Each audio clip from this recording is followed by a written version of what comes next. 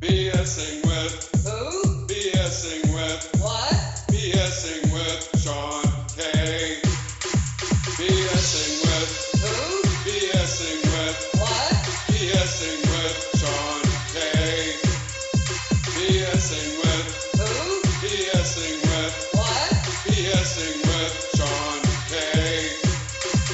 BSing with Sean K. Hey, welcome to BSing with Sean K. I'm your host, Sean Kneese, and for those of you who are new listeners, I interview people that are not living the typical 9 to 5 lifestyle and they're choosing to pursue their passions instead. And I usually try to bring on people who are authentic with what they do, or at least I feel they're authentic and not necessarily going along with what's popular or what's trending or what'll make them the most money. Uh, but in the end, what they do is more valuable, at least to me, because it's real. It's what they want to say, it's what they want to put out there, and there's no BS, which is kind of ironic given the title of this show. Today I'm going to play you an interview I did with Mark Anthony Wyatt. He's an author and musician and blogger, and his main focus is the paranormal. And you can look at his site, markanthonywyatt.com. And there's also a link. There's a book he put out recently, which we mainly talked about in the interview, called Wyatt's Weird World. And that's like his experiences with the paranormal and his views about those experiences and what they mean and everything. And no matter what your view is on the paranormal, if you're skeptical or if you don't believe in it at all, or you're a real strong believer in it, I think he's a very intelligent man, and he gives some very interesting perspectives about it. So anyway, here's the interview, and I hope you enjoy it. Okay, so you do a lot of things. You're an author, a musician, and a blogger, and you have an interest in the paranormal, but you also have a bit of an interest in geopolitics as well. I know the paranormal is your main thing, though. So maybe if you just want to expand on that and just tell everybody more about who you are and what you do and what your interests are. Okay, well, I think you said most of it, really. I write a lot on the paranormal because it's a subject I've always been interested in since I was a kid. I'm in my 50s now. It's a long time. And I play guitar. I notice you do as well from your picture there. That looks like a bass in your carry case there. I play fingerstyle acoustic guitar. And I sort of, the music I play and the music I listen to are quite varied, very varied. But the music I play is totally different to the music I listen to, I would say. I prefer to play sort of free chord finger picking, sort of John Prine sort of stuff, if you know John Prine. Sort of folky country. And but I listen to all sorts of music. And, are you picking me up okay? Yeah, I can hear you pretty well. So Yeah. I guess what could you say about the music scene in England and how you first became involved in it and what it's like now? Yes, well, yeah. I mean, because I'm in my early 50s now. I actually hit the punk era absolutely dead on when it first started in England. I was never an actual punk rocker. I would never have dressed like that personally. We just went for the how can I put it? Well, my favourite bands when I was 16, 17. So we're talking 76, 77. I loved the Undertones. Don't know if you know the Undertones. They're from Ireland, Yeah, I know Northern Ireland, Derry. Yeah, but they were my favourite band when I was a kid. Well, when I was 17, 18. We used to go and watch them all over the country, really. We loved the Ramones, went to see the Ramones when they come over. The Clash, I've seen the Clash. The Jam, I don't think the Jam did so well in America. They're very English, really. They're one of those bands that I don't think took off in America. I might be wrong, but I don't think they did. They were from my hometown. So I sort of went through all the punk era, and we had sort of a few bands, but we never really got out of the garage, if you know what I mean. It was never that serious. We did have a band when I was about, I suppose, 18, which had the most amazing name. We were named after a Groucho Marx line. I think it was Groucho. It was one of the Marx brothers anyway. It was when they were on board the liner. I don't know if you remember the film. They were stowaways on a big ship. And there was some line where he said, "Captains don't play chess." I don't know whether you're Marx Brothers fans, but anyone who knows them would know that. And that's what we called our band. not very catchy, but we liked it.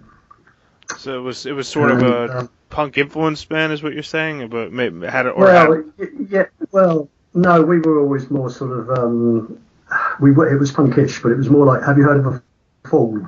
As in FAELL. No. Marquis Smith is he's a northerner from Northern England, and he's been going for 40 plus years, I should think now.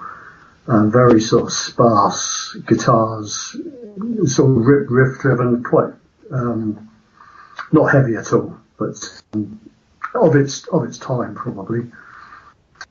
But anyway, I sort of moved on from all that really, and gradually my tastes changed. I wouldn't say they evolved, they just changed. Some of that music I still like, but some of it I couldn't listen to now. And as I got older, I started taking the guitar a little bit more seriously. I was a lot older when I started taking it seriously. And I started playing in local folk clubs as a duo to start with, and then ended up playing on my own. What's it like playing shows now, and how does it differ from when you first started playing music? Well, as I say, I'm only an amateur, so I'm probably the wrong person to ask, really. I mean, when I do play, I only play in a local club, folk club, and I have occasionally played in pubs. But it's just part of the local scene, you know. It's just there's a hell of a lot of people out there much better than me. I just have done it for the love of it. And was there like ever a point where you wanted to be like just a touring musician and have that be your only job before you fell into other things, or? No, not really. When I was younger, I didn't take it at all seriously. And sometimes I look back and I think, well, I could have done. But at the time, I don't think I had it in me to do it. A lot of things I've come to do in life have come later in life, because I don't think when I was younger, I don't think I was ready to do any of it. Like my from my background, I mean, you often hear this story, like people say, oh, how did you, the real stars, they say, how did you get started? And they say, well, Daddy gave me a guitar and all this sort of stuff, Well, I never had that, because my family weren't, they couldn't have afforded to have given me a guitar when I was 6 or whatever, So, and it wasn't really considered, just through my background, it wasn't considered a choice, really. And so, what about the writing stuff you do and the paranormal and everything? How'd you get into that? And does that tie into your music in any way? Like, is the process? Not really. I mean, the paranormal stuff came back when I was a kid. I'll keep it short. When I was a kid, my father was a steam engine driver. I think you call them engineers in America. And he was cycling home from work in the middle of, early hours of the morning. And he saw this figure up ahead of him. It's in the middle of nowhere in the countryside, sort of 4 o'clock in the morning. And he saw this figure up ahead of him, and it was on a bike. He couldn't tell at first. It was just like a light. And as he got closer and closer, he was gaining speed on this thing. And he passed this, and it looked like a man on a bicycle. So he went around this slower moving bicycle, and he went to turn to this guy on the bike because he'd noticed that he didn't have a light on, and he was going to tell this guy, oh, you've got no light on your bike. But as he turned to face him, and this guy looked at him, this figure on the bike, and you can take this as it is, but he didn't have a face. It was just a void, just a smoky void. There was nothing there.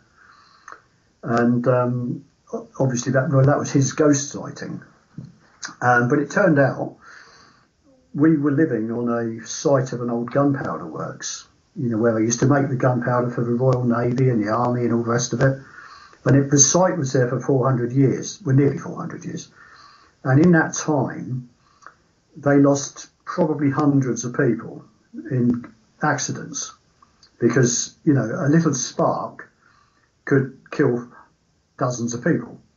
But gradually the industry learned how to sort of limit the damage by making big earth banks around the buildings where they were making this stuff. And they put extremely heavy, thick walls so that if something did go wrong, the only people killed would be the people who were on the site, on the job, and not people passing by sort of 30 foot away. But gradually, as I say, loads of people were killed, suddenly, young people, all sorts of ages. And it's left this, a lot of people won't know about this or won't believe this, but there are such things as, ghosts is just a term, in inverted commas really, because we don't really know what they are, but they're like some sort of imprint on the, I don't know how to explain it really, but they sort of replay their final moments, I suppose. They don't know they're dead. I don't know what the answer is really. But he saw this character, and it was his only thing that he ever saw that was very strange. Frightened the life out of him, because this thing actually disappeared. I didn't tell you that. This thing disappeared after he saw it. And I heard the story when I was a kid, and that sort of got me interested. And then gradually, as the years went by, things started happening around me as well. And I think some people are more prone to see things for whatever reason. They're more sensitive to it. And other people, it doesn't matter how much they see, they're never going to believe it. They'll write it off, tell themselves that they imagined it, So, anyway, that's what got me interested. So, I guess, what is your beliefs about the paranormal, and what can you say about what you've learned through your research? And Well, yeah, I've been on it most of my life, really, and it's one of those subjects that the more you think the more you read, the more you listen, it's almost like there's just a huge the more you know, the less you know, because you become more and more open-minded the more you know. And you can't, anybody who says they know the answer, they must be mad, because we don't know the answers. It's just, it's science that we don't understand yet. The problem is that people try to solve it with the science that we know now, because that's all we have, and that's their argument. Well, we have to judge it by what we know now. Now, if you take that argument, you could say, like the technology we're using today would appear to be magic to a guy living in the 16th century, even the 8th, and it's just, that's all it is. It's just we don't understand how these, and I once had a conversation many years ago, 20 years ago. I was sat in a pub, and I'd been to a football match with a guy who was a friend of my wife. And I didn't know him at all. All I knew about him was he was my wife's friend's husband, and he was a professor of physics. And he was the same age as me. And so we went to a football match, and then afterwards we went to have a pint. And the subject of UFOs came up. And I told him a little story about something I'd heard, and I'm sort of open-minded to it. And he said, very patronising. He said, "Oh, Mark," he said, "if you were a scientist like me," this is basically what he was saying. He said, "you would understand. There's no such things. They couldn't." And then he started giving me this really patronising lecture about how many years it would take somebody to travel from the nearest star system, blah blah bloody blah, you know. And I just thought, well, actually, you're judging everything on what we know now. Now, how are we to know that people, if there are other beings, and they might not be bipedal like we are, it could be any shape, any size, how are we to know that there aren't races, civilizations on distant planets from anywhere? I mean, we don't know how big, we can only see so far with telescopes and so on. And how do we know that they didn't start millions or billions of years before we did? And if you think how far we've come in just 100 years to where we are now. I mean, when my grandparents were young, they were only just starting to fly. You know, idiots were still chucking themselves off of cliffs with feathers attached to their arms. And yet now, so brave idiots, I should say, brave idiots. But but nowadays, we're flying across the Atlantic in a few hours, and so technology moves on. I mean, just it's amazing how quickly it's moving. So his argument was just absolutely short-sighted, just very short-sighted. And I think this is the trouble. Too many people are wrapped up in the education that they receive. So they go through the school system, they listen carefully, they absorb it all, they repeat what they're told to repeat in their exams, they get out the other end, it's like a conveyor belt, like a sausage factory, and they end up in university and maybe teaching other people the same stuff that they've learned. Now, some of them are open-minded, and that's great, because they're prepared to listen. But so many of them have tunnel vision, they're blinkered, and they will only repeat and accept what they have been taught. I mean, that's the best way I can put it. And yet, if we didn't have people who were open-minded and prepared to look further, we wouldn't advance as a civilization. Yeah. I mean, all the great inventors, a lot of their ideas came from inspiration. They were, I suppose it was like Newton was supposedly sat under an apple tree, wasn't he? When it suddenly, an apple fell on his head, or supposedly, and it occurred to him basically that there must be some force pulling stuff down. So a lot of this stuff comes from thinking outside the box. That's what I'm trying to say, and not from inside that box. You've got to step outside the box. So you think like science could ever catch up to any of this, or would it be something that could never be proven or disproven with science? Do you think it's probably always going to be a mystery, I guess? I think it'll always be behind. Well, that's probably the wrong word to use, because what I'm trying to say is when they do catch up, the left field thinkers would have moved on anyway. So they'll always be playing a game of catch up, and they'll never get on. Those two camps will never get on. But the younger generation that are coming through now are growing up with all this UFO and whatever. They're growing up with that literature and those films, and they've got less tunnel vision. They're more open to it. I mean, you can take, there's a biochemist called Rupert Sheldrake, who is really he's a professor, but he's totally open-minded, and he's looking into, I think it's what's his theory called? Oh, my memory's gone. But he's sort of very sort of left field to the establishment, and he's moving in directions that they fear to tread in, And I think there'll always be people who are prepared to, get outside of that box. And as I say, the younger generation coming through, that they are not so stuck in their ways, shall we say. They're interested in all this stuff. So is your work more paranormal research that you do, or have you Yeah, like done investigation? Like if someone had a paranormal experience, you... yeah, we've done a few. I mean, we've done a few EVP sessions. Have you heard of EVPs? Yeah, that's like a Electronic sound voice. that's like a ghost making it, yeah. Or Yeah, like you a sort spirit, yeah. of the sort of the jury is out on them. Some people won't listen to them at all. Other people do. I mean, it could well be radio interference, but it seems when you get specific answers to specific questions, it's the odds of getting the correct answer must be astronomical.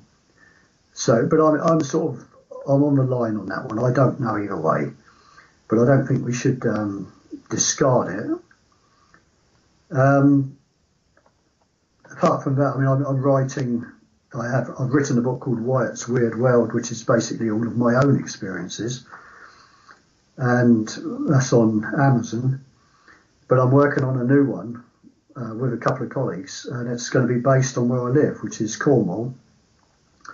And outside of London, I mean, London is reputedly the most haunted city in the world, I believe. But outside of London, Cornwall is the most haunted part of Great Britain. I mean, per square mile, there's more stuff going on here. It's possibly to do with the geology, because we've got granite. It's granite underfoot, you know. And you often find that these weird experiences are on sort of where there's a lot of granite. So there could be a link there.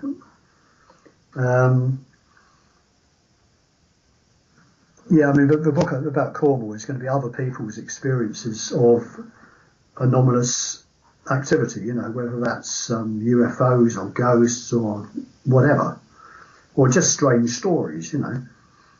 And we've got around about 40 or 50 have come in without really pushing for it. We've got a lot of stories already, and we're just going to sift through and get the best ones.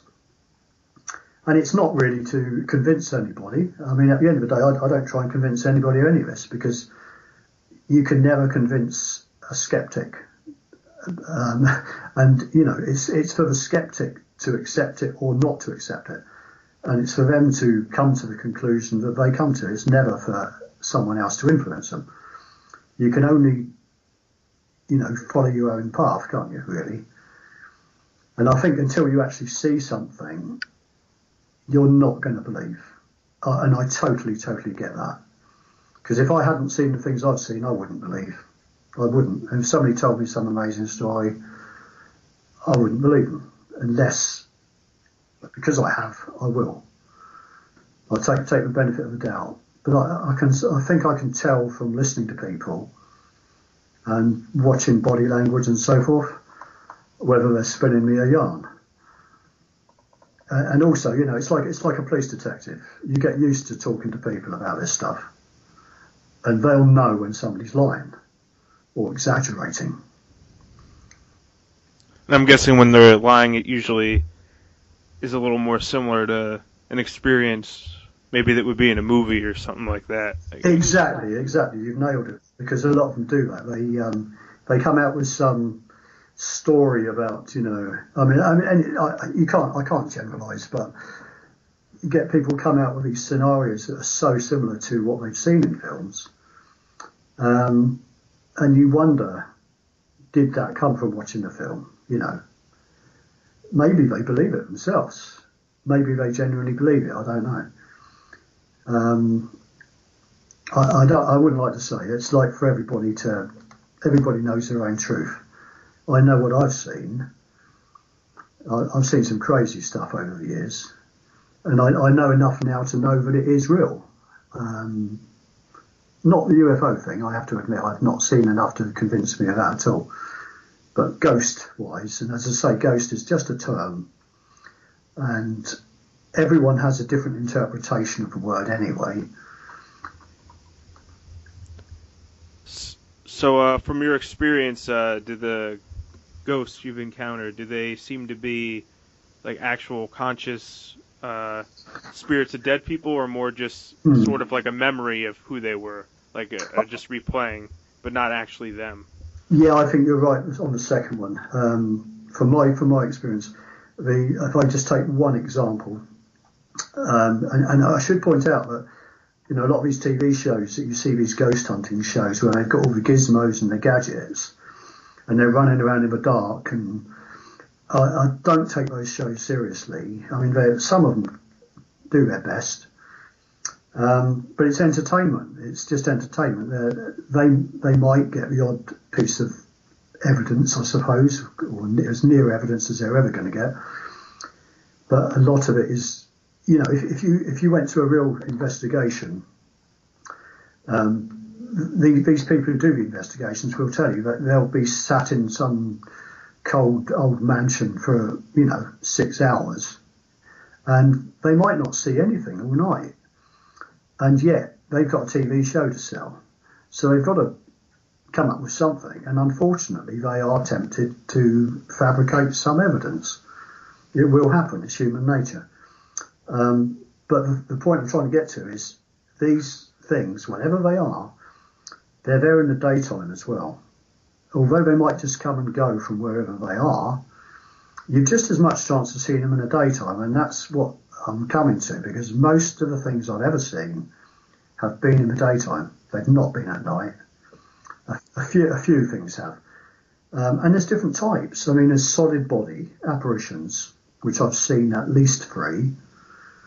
And there's the sort of what I call the sort of pencil sketch, which is where it looks like somebody's actually drawn a man with the muscle groups, and you can actually see, I mean, I've only seen it once, where you can actually, I saw sort of about 1 o'clock in the morning coming home one windy night. I was in a car, and about 25 yards in front of me, I saw this, well, it was a man, I think it was a man, running across the road. Only the thing was, he wasn't solid. It was like a drawing, life size, like 6 foot tall, 6 foot-ish, and he was running very, very fast, and it happened very, very quickly. I mean, I only saw him for seconds, and then he ran through a wall of a house. And by the time my car got to the point where he disappeared through the house, I was expecting to see an open door or maybe a gate at the side of the house where this character had gone. The door wasn't open. There was no gate. There was just a fence up against the wall. And funnily enough, there was a light on in the house downstairs. But by the time from when I saw it to when I passed the house was only like a few seconds. So if it was a person, a real living, breathing person, they didn't have time to get in the house and shut the door. Well, I don't think they did. And besides, this was like, it was just like a cartoon, like an old school sort of, I don't know, Disney type cartoon of a man running. That's what it looked like. It looked like somebody had drawn it and then sort of set it in motion. And that was the strangest one I've seen. As I say, I think maybe it all has to do with energy. And like you said earlier, possibly like some sort of memory replaying. In that maybe that was just a very, very old ghost that had been around for hundreds of years, and maybe the memory was fading. Maybe something happened there. But in more recent years, I've seen solid body apparitions. One example is I was approaching a railway station on the edge of London on a Friday night, very, very busy. I was with 2 mates and many, many people about, coming both ways, because they were rushing to get to the train station or coming out of the train station. It was a place called Surbiton. And there was a very, very tall, skinny guy wearing a bowler hat, which was very old-fashioned, even when I saw him. And he was very tall and skinny, a bit like Sean Kneese in his Ministry of Silly Walks. I don't know if you remember that, from Monty Python. That's what he looked like. And he was walking towards us, but he was head and shoulders above everybody else, and that's what drew my attention to him. And he was he sort of zeroed in on me. I could see that he could see me. You know, it was as if he wanted to be seen. And I just thought it was just a strange guy, you know, just a weird-looking, very, very tall, skinny guy. And as I watched him walk towards me, I just thought, what a crazy-looking guy, you know. That was it. I just thought, what a strange-looking man. You know, you're like out of place. And then as he walked past me, he actually sort of looked down, because I'm 6 foot, nearly 6'2", and he was taller than me, quite a bit taller than me. He looked down at me, and he sort of had this sickly white skin, very white, and he sort of grinned. And it's just like a weird sickly grin. And I thought, and I sort of felt very cold as well. That's the other thing. I felt very cold as he walked past me. And this was like a crowd. So he's walking through a crowd as he approached me. And we're like all weaving in and out of each other. And as I stopped to look over my shoulder to watch this guy walk by, because I'd been so taken by how strange he looked. And as I turned round, he wasn't there. Just no sign of him. And I stood there looking. I was being jostled by people walking past me because it was rush hour, you know. And there was nowhere he could have gone. You know, I looked both sides. There was a road one side, a little park on the other. He wasn't in the park. He wasn't on the road. No cars had stopped to pick him up. And there was nowhere he could have gone. And being as he was so tall, and he had one of his old-fashioned bowler hats on, I would have seen him. So, I mean, that was a bit of a shock to the system, because he was as solid as me. You know? And, you know, people do see these things. I mean, I know I have. I've seen 2 or 3 like that. It's not an everyday thing. I mean, don't get me wrong, I don't see these things all the time. I haven't seen anything for donkey's years now, but I used to see them. And I think they are aware of who can see them, and I think they play out some sort of role. And I don't know quite how, you know, I don't know. It's a mystery, isn't it? But so, what do you think their reason for reaching out is? Is it just out of loneliness? Is there something maybe they didn't accomplish while they were alive? Or yeah, that's I don't know. It is. I suppose. I mean, maybe time itself is not as we think it is. So maybe, you know, this sort of A to B or A to C via B, if you like. Maybe it's not like that outside of this reality. You know, once we snuff it, maybe it's not like that. Maybe there is no time. Maybe that's a man-made construct in a sort of three-dimensional world. Maybe they forever play their final days or whatever, you know. Maybe he's forever going home. I wondered whether because he was coming from the direction of a railway station. He was only, you know, like less than 5 minutes walk from the railway station where we were headed. And maybe he jumped on a line in front of a train, because you do get these people, unfortunately, who do that. And maybe, you know, if there's like an astral body and we live on somehow, maybe he's still, you know, he's stuck. Maybe he's stuck, hasn't moved on. And maybe when there's such a traumatic thing that happens, maybe a certain energy from it's always left behind. Because people have said when they've, you know, visited Auschwitz that they still feel like that sad, like terrible energy from it. Or I heard about one a guy who was painting a house in an apartment in New York City where a terrible murder had taken place, and he just felt like this sorrow when he was in there, and he couldn't finish painting. Yes. So I guess it's just I don't know. I guess if it's that intense of a moment, and if there really is no time, maybe that moment never really leaves. It's still like it doesn't dissipate. It's just there, isn't it? I think you've got it. That's probably what it is. It's just finding the language to explain it, and you know, I'm well aware that when I'm trying to explain this, but skeptics will be, if any skeptics listen, they'll be thinking, you can't prove any of this stuff. You can't prove there's such thing as energy or or ghosts or whatever. And I'm not really in the business of proving to those people. As I say, there's never going to be enough proof that you can give a skeptic. There's never going to be enough. And it's a pointless waste of my energy trying to convince them. And I don't want to convince them, because I think it's for them to find out for themselves. And maybe they never will. Maybe they're not ready to. I don't know. But I think you're right. There's something much bigger going on than what we realise in our everyday three-dimensional world. It's something we just don't. It's science we don't understand. And do you think there could ever be cases where something could really seem like a supernatural experience and feel real, but there's some kind of scientific or rational explanation for why that happened? Yeah, that maybe we just can't explain.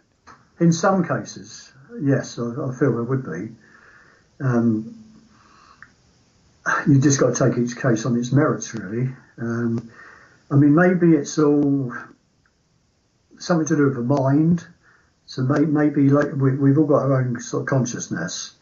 We're all conscious, and we're all part of a super consciousness. Maybe it's all wrapped up in that, in everybody's individual psyche. And like our eyes are receiving information all the time, and we're processing it in our brains, aren't we? And like I'm sat here now, and I'm getting a picture on the screen of you and your study, but that's all just information that's going in. The information that's going in isn't the same as the information that's being replayed to me. So maybe it's on the same sort of level. Maybe we're creating our own ghosts. Who knows? I don't know. We just don't know, do we? Yeah, because then there's other weird things that that almost everybody experienced, like deja vu. Like they've been to a place, they remember a place even though they had never been there, and yes. So it's just Yeah, I mentioned earlier my father's experience with this spooky old guy on a bicycle, and I said that was his only experience. I got that slightly wrong, because he had one other one that I knew of, which was he was in the Royal Air Force, and he was only a young man, and he was on leave, and he visited a town in Cornwall, where I live now. He visited a coastal town where he'd never been before, ever, as far as he knew. He'd never been there. And he knew, and he told his colleague who lived in that town, he said, "Oh, I know this place." He said, "When you get round the corner," and he described what was coming. And his friend said to him, "Well, how did you know? You've never been here." And he said, "I don't know." He said, "I've just seen it. I just had a flashback." But when he looked at it, when he spoke to his parents, he was only 21 at the time, 20, 21. His parents said, "Well, you've never been there." And yet somehow he knew what was coming. And there's various explanations for that. Have you heard of a guy called Anthony Peake? Sounds familiar. He's a paranormal. He is. Yeah, he studies time, and he's written some fascinating books about the nature of time. And his idea is that it's the same as is it Nietzsche, a philosopher? I can never pronounce it. Oh, yeah. Yeah. He said that we have like an eternal return, where we're constantly coming back, reliving the same life. And Anthony Peake's ideas are quite similar to that. And maybe it's like some hugely advanced video game, whereby we're playing the same role. So you come back as Sean Kneese again, and I come back as Mark Wyatt, and we try and do better than we did last time. So like when we step out in front of the when we step out in front of the lorry, this time we're going to see the lorry coming, and and we last a bit longer. Who knows? Because we get that deja vu moment. Think, oh, I remember this. We step back and the lorry whistles by, and it blows us over but doesn't kill us. Whereas last time, maybe we snuffed it at that point. Because some people claim that, I think, well, research shows that as you get older, you get fewer and fewer deja vus. So that could explain it, because you're lasting, I don't know if I can explain it right. If you're getting fewer deja vus, it's because last time round you didn't last this long. do you see my point? Yeah. So if you can finally make it to level 55 or whatever. Exactly. Yeah. And that's just a theory, isn't it? But I mean, it's as good as any. Yeah. And also that ties in with religious scriptures. You hear this stuff, like when they talk about, he who believes in me and all that will have everlasting life. Well, maybe that's what it is. Maybe it's the same life. So, Yeah. I mean, you get all these parallel worlds, maybe parallel timelines. I mean, that's a whole other subject. It's fascinating, but it's all just conjecture. We don't know. Endless possibilities, I guess. Yes. Yeah. You can change everything you think of to do every decision you make. You could, when you leave your building, you could go left or you could go right. Well, maybe there's another you that went right when you went left. And I know science has been starting to say that there's probably parallel universes. Yes, they're coming out with it in the mainstream, aren't they? Yeah. Which is mind blowing, really. But they've actually, which comes back to what you said earlier. Will they eventually catch up? I think they are catching up all the time. But they'll always be just that step behind. I suppose we need both. You see, we need the advanced foot soldiers who are going to be called conspiracy theorists and crazy idiots, but they're the ones who are opening the doors for the mainstream scientists to explore. Perhaps it's like a symbiotic relationship. So so you're like a part of it's like a paranormal investigation group? Is that what it is, or what is it? It's No, not really. It's just a very casual. I've got one particular mate that I do it with, the guy called Derek Thomas, who's a lot older than me. He's been around a lot longer. He's been involved in various ghost hunting groups and seances and all this sort of stuff. More so than me. I've always sort of just done my own thing, really. But he's done a hell of a lot of investigations, and he's seen some amazing things himself. And he's 100% committed. He knows, he totally believes, but he won't believe anything that he sees online, no matter how good it might look. He won't believe any of it, and it's no slight on the people who put it up. It's just that he will only believe his own eyes, and even then he's going to have doubts. And I feel the same way. It's like, even though I've seen stuff, I'm still open-minded to possibilities that it was some sort of trick of my mind. I'm not 100% committed. I sit on the fence on all of this stuff. But I'm fascinated by it, but I sit on the fence. I'm never going to fully commit. So you don't really believe or disbelieve, you're just open. Definitely very open to it. And just fascinated by the subject, especially by the nature of time. That's what really gets me. And parallel universes, this sort of thing. People talk about these UFOs and abductions and all this sort of stuff, and there's one school of thought where they say, oh yeah, they're coming from other planets and they're in solid craft and all this sort of stuff. Well, I don't buy into that. I mean, I might be wrong, but I don't buy into it. I think that the likelihood is that they're coming from other dimensions. They're visiting us from other dimensions that are already here. But there's guys on the web now that have got all the fantastic technology, and they've got their cameras pointed at the skies all the time, and they're watching the NASA links, aren't they? They're watching live NASA feeds and they're finding stuff all the time. And they're able to actually, and quite frequently, what will happen is some craft of some description will come onto the NASA live feed behind the space station. And I've seen it a few times.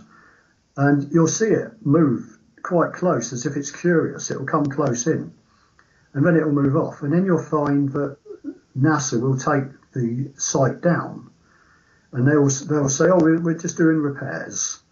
And it's obvious, because it happens all the time. It's fairly obvious to me that they're taking it down because they don't want people to see this stuff. They do know that this stuff's out there, that we're being watched, by whoever, thousands of, who knows. I think it's going on, but they're never going to come out and say it. But I think anybody who follows this stuff and looks at it seriously, you've got to come to that conclusion. I think you'd have to be in denial to say that it wasn't going on. What do you feel? So you're saying you don't think it's extraterrestrials when people see like UFOs? It's more just other dimensions, is what you're saying? Sorry, I probably got that. It's a bit of both. I think it's a bit of both. I think there are extraterrestrials. I should have said that. There are extraterrestrials, I believe. But I think a lot of it is interdimensional as well. I think it's all of the above. I think it's far more complex than we give it credit for. And if anybody is expecting these craft to land on the White House lawn or outside 10 Downing Street, they're deluded. It's not going to happen. I think these people who call for disclosure, and they get excited and say, "Oh, it's going to be this year, and it never is. And I don't think it ever will be. I think it will just be a gradual process of people accepting it. I think that as the younger generations come through, I mean, I know this for myself. When I speak to people in their early 20s about this stuff, any of this stuff, they're very open to it. And nine times out of 10, they'll say, "Oh, we know that. Yeah, we know that. It's obvious. Everybody knows that." And yet, if I speak to somebody in their 30s, 40s, 50s, or older, they'll go, "Oh, you're a nutcase," because they're not as open-minded, because they've grown up in different times when all of this stuff was ridiculed. Yeah, I mean, I guess I'm open to both possibilities as far as there being life out there. Whether or not, I don't know what my belief is about UFOs but I've always kind of thought, the universe is so big, there must be some other kind of life out there. But I guess I'm open either way, because recently, like I've been seeing some studies that say that the existence of the chance of there being a planet like we have here with life on the level like that we have is so rare that like mathematically that it's possible there is no other life. So I've also taken that as a possibility, but yeah. I'm open to either way, I guess. Yes, I think I am as well. I mean, I'm just curious, I suppose, about it. When these the sort of mainstream scientists who are sort of stuck in a sort of materialist, atheistic sort of mindset, when they are so full on with their denial, and they're sort of laughing at anyone who thinks differently to themselves, they annoy me, because they're supposed to be intelligent, they're supposed to be bright, and I think you have to keep your options open. You've got to think about this stuff. Yeah, I mean, unless it's something as solid as the Earth is round, which we've proven, then if it's not 100% proven, it doesn't hurt to have an open mind. That's right. Yeah. All right, so that's about it for this interview with Mark Anthony Wyatt. We talked a little longer than that, but I'm had to cut it down a bit to keep it under an hour. So yeah. So anyway, it was an interesting chat, and so if you are interested in looking more into Mark's work, you can go to markanthonywyatt.com. That's markanthonywyatt.com. And you can order his book, Wyatt's Weird World. That's on Amazon. And yeah, so if you want to be updated about future episodes of BSing with Sean K, you can go to my blog, bsingwithseank.blogspot.com. BSINGWITHSEANK.blogspot.com. And there's a link to my Twitter and my YouTube and everything else on there, and where you can subscribe to my feed as well. So anyway, I'll catch you on the next episode.